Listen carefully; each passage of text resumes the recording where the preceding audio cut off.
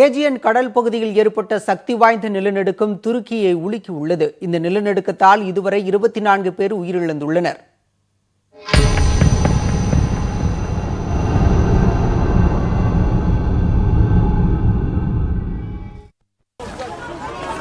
துருக்கி மற்றும் கிரீஸ் நாட்டின் Samos தீவுகளுக்கிடையே Aegean கடல் பகுதியில் நேற்று சக்தி வாய்ந்த நிலநடுக்கம் ஏற்பட்டது.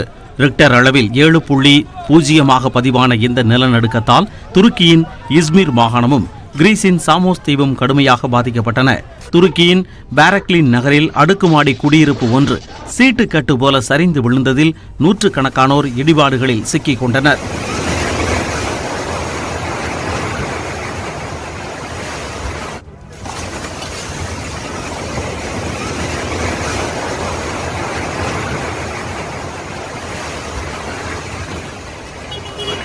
நிலநடுக்கத்தால் இடிபாடுகளில் சிக்கி இதுவரை 24 பேர் உயிரிழந்ததாகவும் 800க்கும் மேற்பட்டோர் காயமடைந்ததாகவும் துருக்கி அறிவித்துள்ளது.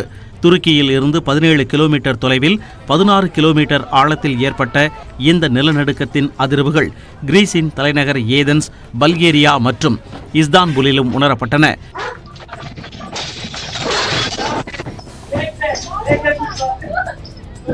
கடலுக்கு அடியில் ஏற்பட்ட சக்தி வாய்ந்த இந்த நிலநடுக்கத்தால் சுனாமி எச்சரிக்கை விடுக்கப்பட்டிருந்த நிலையில் இஸ்மிர் மாகாணத்தின் கடலோர நகரங்களில் எழுந்த பேரலைகளால் கடல் நீர் ஊருக்குள் புகுந்தது.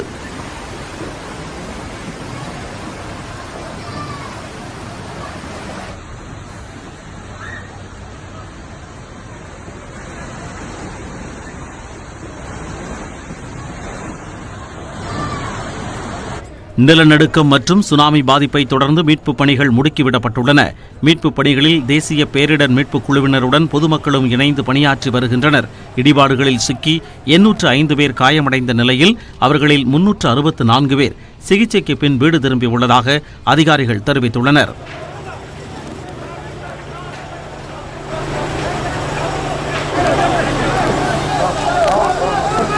நிலநடுக்கத்தால் கிரீஸ் நாட்டின் சாமோஸ் தீவையும் சுனாமி அலைகள் தாக்கின. இதனால் கடல் நீர் ஊருக்குள் புகுந்ததால் சாலைகளில் வெள்ளம் பெருக்கெடுத்து ஓடியது. வழியில் இருந்த பொருட்கள் வெள்ளத்தில் அடித்துச் செல்லப்பட்டன. சாமோஸ் தீவில் நிலநடுக்கத்தின் பாதிப்பால் இதுவரை 2 பேர் உயிரிழந்திருக்கின்றனர்.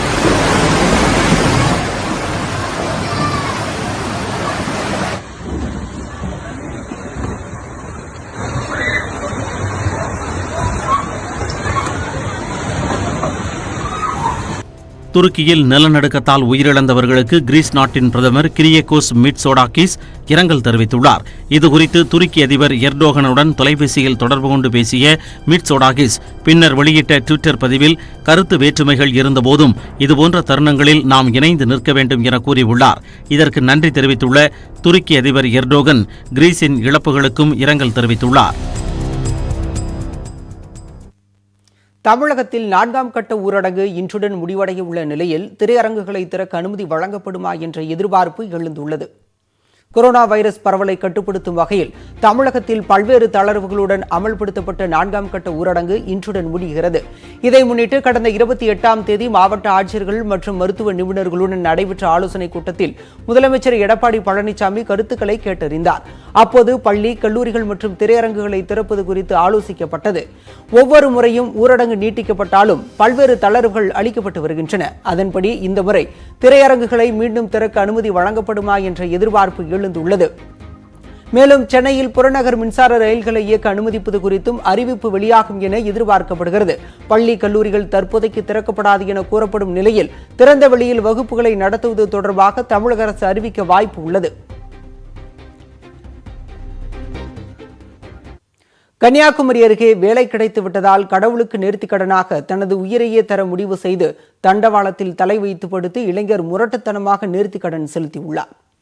எள்ளுவிளை பகுதியைச் சேர்ந்த நவீன் என்ற 32 வயது இளைஞர் சிறுவயது முதலே கடவுள் பக்தி அதிகம் உள்ளவர் என்று கூறப்படுகிறது. பொறியியல் படித்த பின்னர் அவர் பல ஆண்டுகளாக வங்கி பணிக்காக தேர்வுகள் எழுதி முயற்சித்து வந்தார்.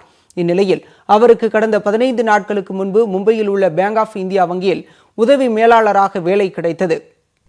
மும்பையிலிருந்து விமானம் மூலம் திருவனந்தபுரம் வந்த நவீன் மார்த்தாண்டத்தில் உள்ள நண்பரை சந்தித்துவிட்டு சொந்த ஊர் திரும்பியுள்ளார். ஊருக்கு வந்து தகவலை சகோதரரிடம் போனில் கூறிய நவீன் புத்தேரி ரயில் தண்டவாளத்தில் தலை வைத்து படுத்து தற்கொலை செய்து கொண்டுள்ளார். இறக்கும் முன் தனது பெற்றோருக்கு அவர் கடிதம் ஒன்றையும் எழுதியுள்ளார். அதில் வேலை கிடைத்தால் இறைவனுக்கு தனது உயிரை காணிக்கையாக தருவதாக வேண்டிக் கொண்டதாக கூறியுள்ளார். நினைத்தபடியே வேலை கிடைத்ததால் காணிக்கை செலுத்துவதாகவும் கூறியுள்ளார். இந்த சம்பவம் குறித்து நாகர்கோயில் ரயில்வே போலீசார் விசாரணை நடத்தி வருகின்றனர்.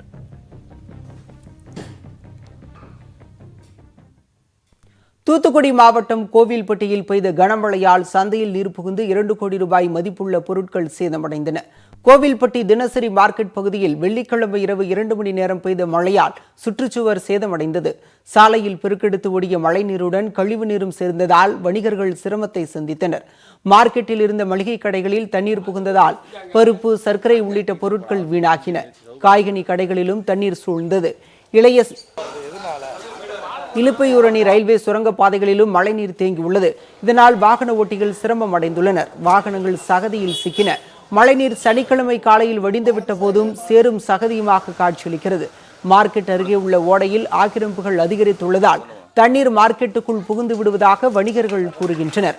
ஆக்கிரமிப்புகள் குறித்து நகராட்சிக்கு பலமுறை முறையிட்டும் அதிகாரிகள் நடவடிக்கை எடுக்கவில்லை என்றும் வணிகர்கள் புகார் தெரிவிக்கின்றனர். மெயினாக பார்த்தீங்கன்னா பலசர கடைக்காரங்களாம் பல லட்சக்கணக்கில் அடி தண்ணி உள்ளே போய் அரிசி, உளுந்து, சீனி எல்லாமே நனைஞ்சு வேஸ்ட் ஆயிடுச்சு. அதுபோல் வந்து தண்ணி போகிறதுக்கு இடமே கிடையாது. மார்க்கெட்டு கூட ஒரு கம்மாயை ஆக்கிடலாம் போல், அந்த அளவுக்கு தண்ணி கட்டிருச்சு. மேலேருந்து வர்ற தண்ணி எல்லாமே கடைக்குள்ள போய் பல்லாரி, உள்ளி, உருளை எல்லாமே வேஸ்ட்டு. மக்கள் ரொம்ப வியாபாரிகள் ரொம்ப பாதிப்பு. எவ்வளோ மனு கொடுத்து பார்க்கோம், ஒன்றும் நடக்க மாட்டுக்கு. வானில் நடைபெறும் அதிசயங்களில் ஒன்றான நீல நிலவு இன்று தோன்றுகிறது. வானில் பௌர்ணமி நாளில் அரிதாக வரும் நீல நிலவு இன்று தோன்றுகிறது. இதனை உலகம் முழுவதும் பொதுமக்கள் கண்டுகளிக்கலாம் என்று வானியல் ஆய்வாளர்கள் தெரிவித்துள்ளனர்.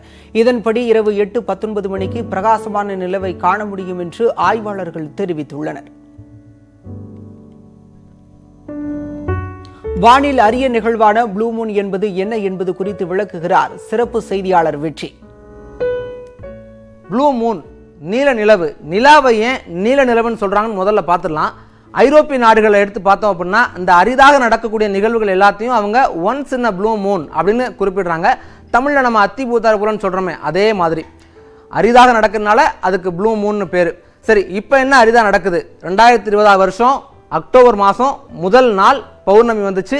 அதே அக்டோபர் மாதம் 31ஆம் தேதி மறுபடியும் பௌர்ணமி வருது. அதாவது ஒரே மாதத்தில் 2 தடவை முழு நிலவு வருது. இதில் 2வதாக வரக்கூடிய நிலவுக்கு நீல நிலவுன்னு பேர். இந்த நீல நிலவு இவ்வளவுதானே காரணம் ஒழிய இது நிறமெல்லாம் மாறாது, நிலா அப்படியே தான் இருக்கும். இந்த அரிதான நிகழ்வு ஏன் நடக்குது, எப்படி நடக்குதுன்னு நம்ம கவனிக்கிறோம் அப்படின்னா, நிலாவுக்குன்னு ஒரு சுழற்சி காலம் இருக்குது.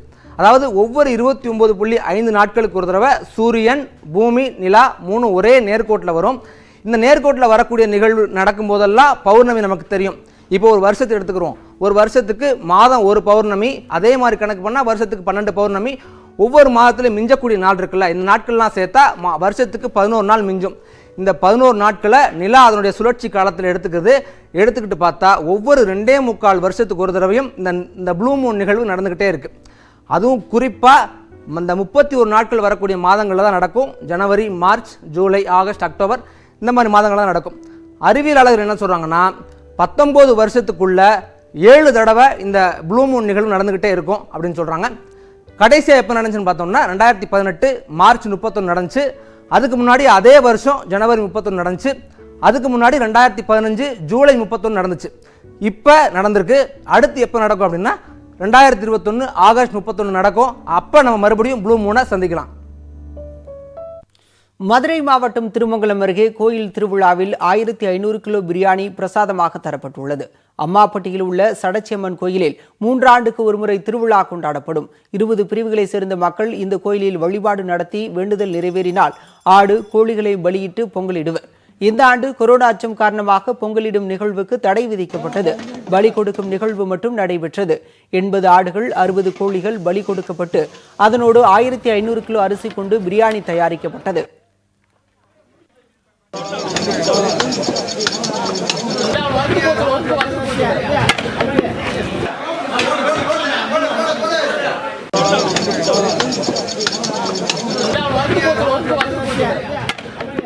பக்கத்தில் கிராமங்களும் உள்ளூர் கிராமங்களும் வந்து மக்கள் வந்து இந்த சாமியை சொல்லிட்டோம்னாலே, பேரை சொல்லிட்டோம்னாலே ரொம்ப ஒரு தவறு செய்கிறது கூட கொரோனா அச்சம் காரணமாக கோயிலில் அதிகளவு மக்கள் திரளக்கூடாது என்பதால் மினி லாரியில் பிரியாணியை வைத்துக் கொண்டு வீதி வீதியாக கொண்டு சென்று விநியோகம் செய்தனர்.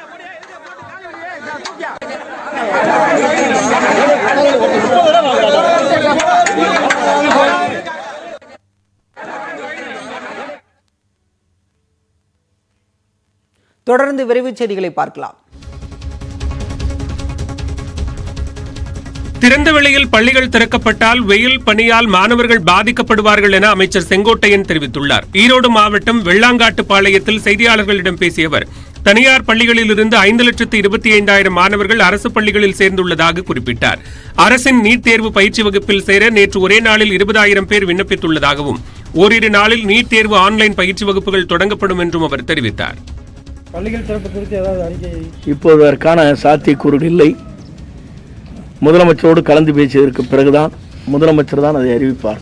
ஐஎம்ஏ டாக்டர் ராஜா வந்து நேற்று ஒரு ஸ்டேட்மெண்ட் ஒன்று கொடுத்துருக்காருங்க. திறந்த வெளியில் வந்து பள்ளிகளை வந்து நடத்தலாம், அதுக்கு எந்தவித பிரச்சனையும் இல்லை அப்படிங்கிற மாதிரி சொல்லியிருக்காருங்க. திறந்த வெளியில் நடத்துகிற போது வெயிலும் பனிகளும் வருகிற போது அவர்களுக்கு காய்ச்சல் வந்துவிட்டால் யார் அதற்கு பொறுப்பு? திருச்சியில் வெங்காயத்தைப் போல மற்ற காய்கறிகளின் விலையும் உயர்ந்து வருகிறது. திருச்சியில் உள்ள 14 கூட்டுறவு பண்ணை பசுமை அங்காடிகளில் 4 நாட்களில் 13 டன் வெங்காயம் விற்பனையாகி உள்ளது. வெளிச்சந்தையில் வெங்காயம் விலை அதிகரித்து வரும் சூழலில் பண்ணை பசுமை அங்காடிகளில் காத்திருந்து மக்கள் வாங்கிச் செல்கின்றனர். இந்நிலையில் மொத்த விற்பனை அங்காடியில் கடந்த ஒரு வாரத்தில் மட்டும் பெரும்பாலான காய்கறிகளின் விலை 20 ரூபாய் முதல் 30 ரூபாய் வரை உயர்ந்துள்ளது. உருளைக்கிழங்கு கிலோ 45 முதல் 55 ரூபாய்க்கும், கத்திரிக்காய் 65 ரூபாய்க்கும், கேரட் 80 முதல் 90 ரூபாய்க்கும், பீட்ரூட் 40 ரூபாய்க்கும், பூண்டு 240 முதல் 280 ரூபாய் வரையும் விற்பனை செய்யப்படுகிறது. வரத்து குறைவு மற்றும் முகூர்த்த தினங்கள் காரணமாக காய்கறிகளின் விலை உயர்ந்து வருகிறது. ஏன்னா காய்கறி எல்லாம் அநியாய விலை. இப்போ ஃபங்க்ஷன் இப்போ வந்து எல்லாருமே முகூர்த்த நேரம், பண்டிகை காலம் இப்போதான் வந்திருக்குது. இப்போ பார்த்தீங்கன்னா வெங்காயம் பெரிய விலையேற்றமாக இருக்குது. காய்கறி எல்லாம் 100 ரூபாயை தொட்டுருச்சு. எல்லாமே எதுவுமே எங்களால் வாங்க முடியலை. பொதுமக்களுக்கு இது பெரிய பாதிப்பாக இருக்குது. தீபாவளியை முன்னிட்டு வீரகனூர் கால்நடை சந்தையில் இன்று 30 லட்சம் ரூபாய்க்கு ஆடுகள் விற்பனையானது. சேலம் மாவட்டம் வீரகனூரில் வாரந்தோறும் சனிக்கிழமைகளில் கால்நடை சந்தை நடைபெறுவது வழக்கம். இந்நிலையில் தீபாவளி நெருங்குவதை முன்னிட்டு வீரகனூர் கால்நடை சந்தைக்கு சுற்றுவட்டார பகுதிகளில் இருந்து விற்பனைக்காக இன்று ஆடுகள் கொண்டு வரப்பட்டன. ஆட்டு இறைச்சியின் விலை அதிகரித்து வருவதால் ஆடு ஒன்றின் விலை 1000 ரூபாய் முதல் 1500 ரூபாய் வரை அதிகரித்துள்ளது. 30 லட்சம் ரூபாய் வரை வர்த்தகம் நடைபெற்றதாக வியாபாரிகள் தெரிவித்தனர். சென்னையை அடுத்த மதுரவாயலில் லாரியில் கடத்தி வரப்பட்ட 6 லட்சம் ரூபாய் மதிப்பிலான குட்கா பொருட்களை போலீசார் பறிமுதல் செய்தனர். மதுரவாயல் அடுத்த பூந்தமல்லி நெடுஞ்சாலையில் இன்று அதிகாலை காவல்துறையினர் ரோந்து பணியில் ஈடுபட்டிருந்தனர். அப்போது சாலையோரத்தில் லாரியிலிருந்து பார்சல் பொருட்கள் இறக்குமதி செய்யப்பட்டன. இது தொடர்பாக ஓட்டுநர்கள் சிலம்பரசன், சரவணன் ஆகியோரிடம் போலீசார் விசாரித்தனர். அதில் அவர்கள் முன்னுக்கு பின் முரணான தகவலை அளித்தனர். இதனால் சந்தேகமடைந்த போலீசார் பார்சல்களை பிரித்து பார்த்தபோது அதில் குட்கா பொருட்கள் இருந்தது தெரியவந்தது. அவை பெங்களூருவிலிருந்து கொண்டு வந்ததாக இருவரும் போலீசாரிடம் தெரிவித்தனர்.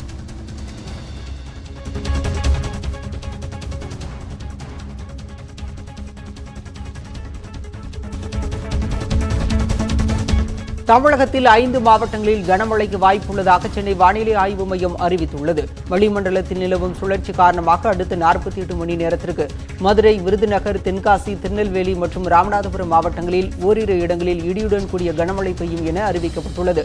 மேற்கு தொடர்ச்சி மலையை ஒட்டிய உள் மாவட்டங்களில் ஓரிரு இடங்களில் லேசான மழை பெய்யக்கூடும் என்றும், சென்னை மற்றும் புறநகர் பகுதிகளில் அடுத்த 48 மணி நேரத்திற்கு வானம் ஓரளவு மேகமூட்டத்துடன் காணப்படும் எனவும் வானிலை ஆய்வு மையம் அறிவித்துள்ளது.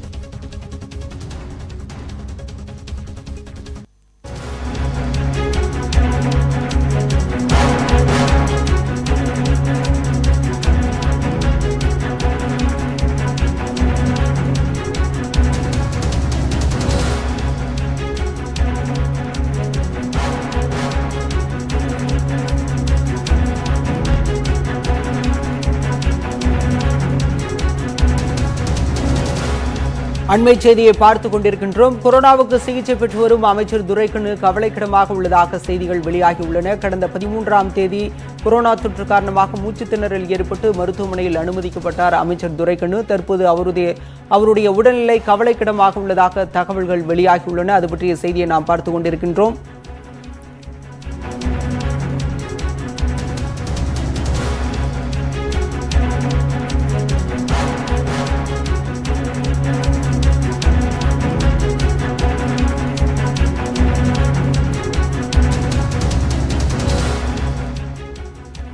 கொரோனாவுக்கு சிகிச்சை பெற்று வரும் அமைச்சர் துரைக்கண்ணு உடல்நிலை மிகவும் கவலைக்கிடமாக உள்ளதாக செய்திகள் வெளியாகியுள்ளன. இது பற்றிய கூடுதல் விவரங்களோடு செய்தியாளர் கோகுல் இணைகிறார். கோகுல், விவரம் என்ன?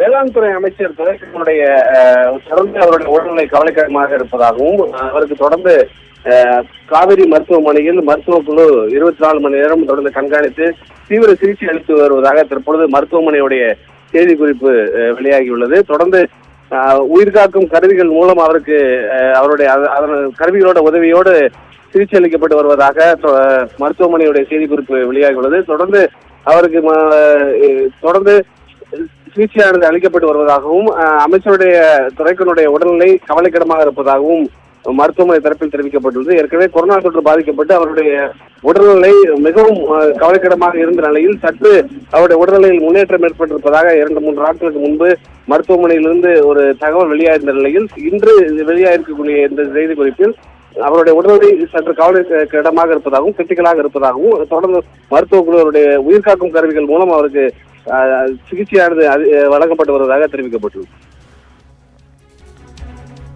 கொரோனா தொற்றால் அமைச்சர் துரைக்கண்ணு உடல்நிலை கவலைக்கிடமாக உள்ளதாக செய்தியாளர் கோகுல் வழங்கிய கூடுதல் விவரங்களை கேட்டோம். நன்றி கோகுல்.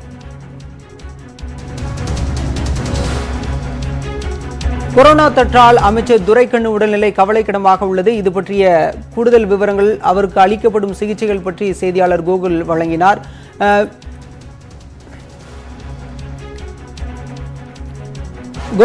கோகுல், அமைச்சர் துரைக்கண்ணுக்கு எந்த மாதிரியான சிகிச்சை அளிக்கப்பட்டு வருகின்றது? தற்போது அவருடைய உடல்நிலை பற்றி மருத்துவமனை தரப்பில் ஏதேனும் விளக்கப்பட்டுள்ளதா?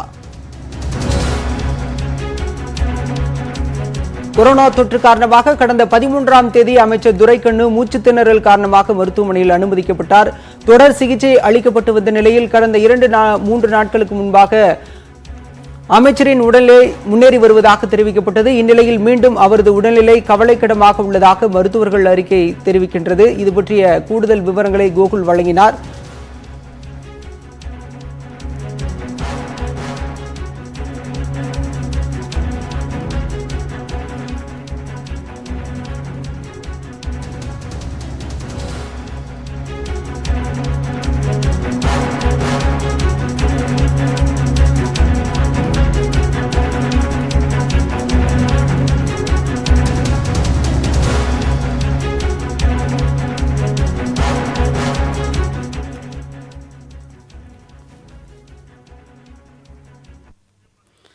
அண்மை செய்திகளுக்கு இணைந்திருங்கள். இது நியூஸ் 18 தமிழ்நாடு.